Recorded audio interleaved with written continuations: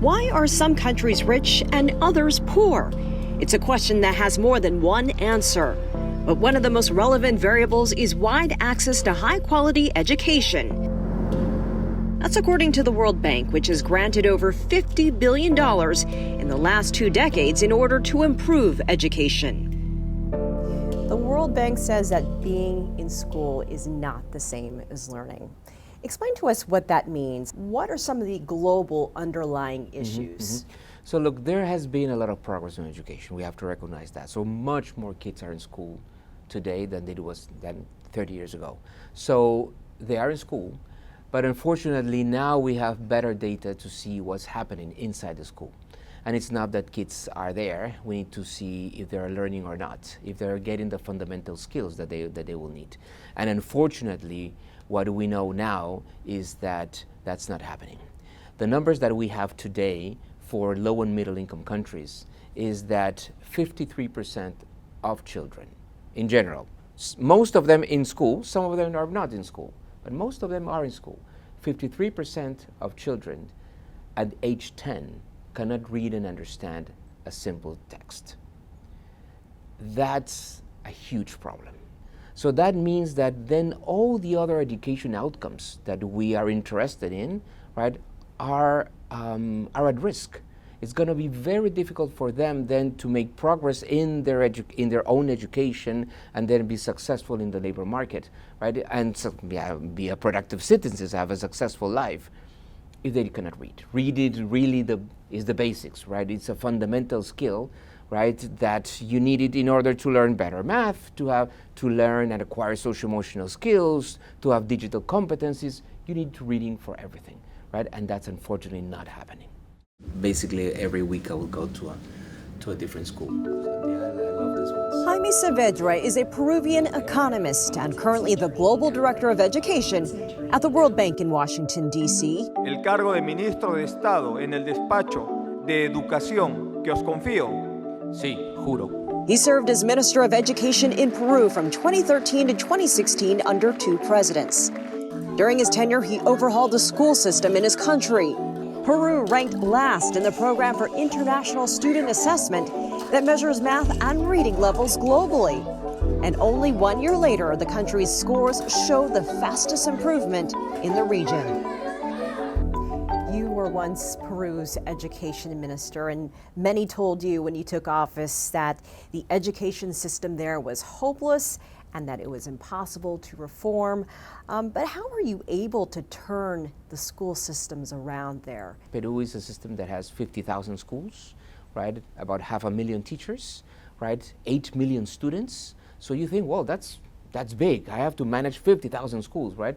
Well, that would be a middle-sized state in India, right? So it's not an immense country, but it's a large country, and it could be even scary to say, I need to make sure that in these 50,000 schools, a good service is provided to these 8 million kids every single day, right? It's tough to manage that system. So it's not unusual to think, or for people to say, no, it's impossible. It's impossible to reform public education system and make it focus on learning, right? So, but I think that's wrong. I think if there is a social commitment and if there is political commitment, and also if there's financial commitment, then things can be done.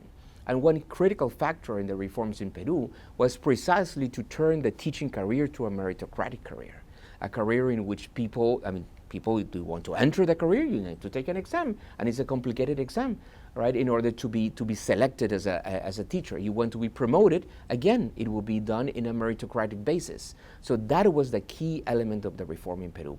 And the other key element is that the system as a whole has to internalize that everything is about learning. So teachers, principals, school administrators, they need to know that when they go to school every day, the reason that they go to school is because this little girl has to learn. That's the reason why they're there. They are not there to earn a salary. Yes, of course they have to earn a salary, but this is not any job. This is a job in which they need to internalize that the only reason why they're there is that all those children, all those boys and girls have to learn every single day. So when you look across Latin America, what would you say are the countries that have made the most improvements in education? In the case of Latin America, actually I wouldn't say that it's even a country, I would say it's one state in Brazil called Ceará. And actually there's a municipality in Ceará called Sobral, which 10 years ago, that municipality was 1,500 in the ranking of municipalities in Brazil. Today is in position number one in the whole Brazil, right? And it's a small municipality. And what they did is basically, the first thing that they did is a shift in the teacher's career, right? Brazil is a federal state, so the different states can have different approaches. So they had the approach precisely of taking politics out of education. And they went to a meritocratic system in order to select and promote their teachers. They also had a policy of making sure that at least the basics in terms of minimum number of textbooks or books were available for each child. Where does Latin America rank compared to other regions, continents in the world when it comes to education? So let me use this indicator that we were mentioning before, this learning poverty. So that's the percentage of children that by age 10 cannot read a simple text, read and understand a simple text. That number is, in sub-Saharan Africa, is about 90%.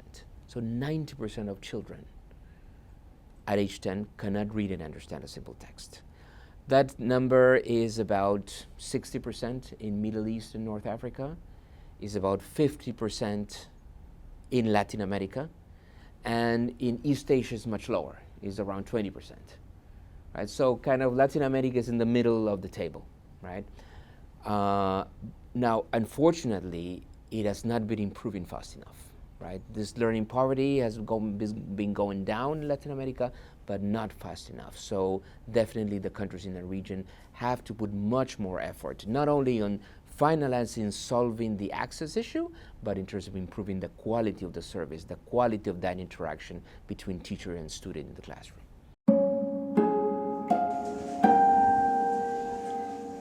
Academic unpreparedness and income inequality are the two major hurdles in Latin America. According to Saavedra, public schools tend to be less equipped to provide a good education. Children from elite families attend private schools, which give them more opportunities to succeed in the future. The tragedy is not inequality of income. The tragedy is inequality of opportunities. Unfortunately, today, in many middle-income countries and many low-income countries, and in particular in Latin America, where you are born and who are your parents and what's your ethnicity, right? That define your education opportunities, right? That is the main problem that we need to solve.